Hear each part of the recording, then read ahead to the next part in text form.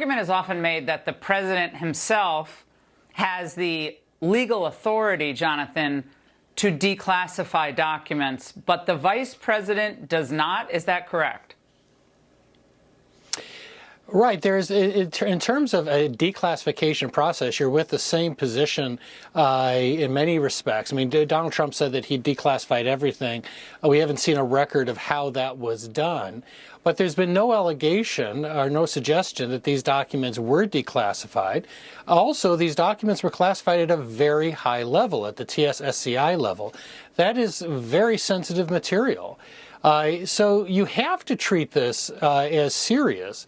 You know, the other question that you have to look at on this is, here these documents stayed in this closet for a long period of time.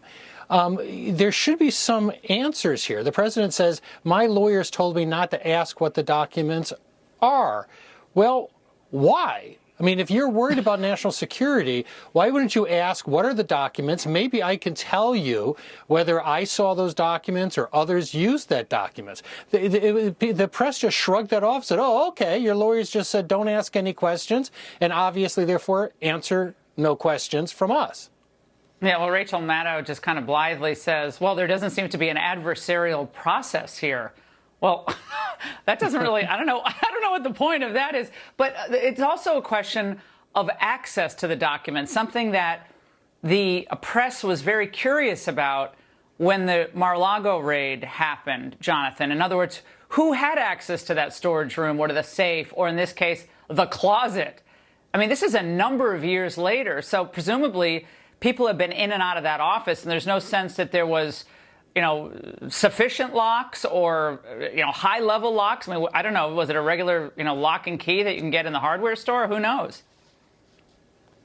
Well, yeah, and in many ways it could have been far worse. If you recall from the Hunter Biden scandal, there were discussions about having an office supplied by Chinese associates of Hunter Biden that would be used by the former vice president and the now first lady.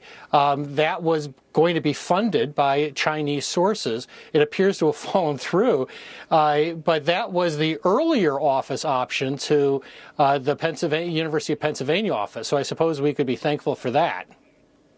Jonathan, you always look on the bright side. That's why we love having you on. Thank you, Jonathan. Great to see you. China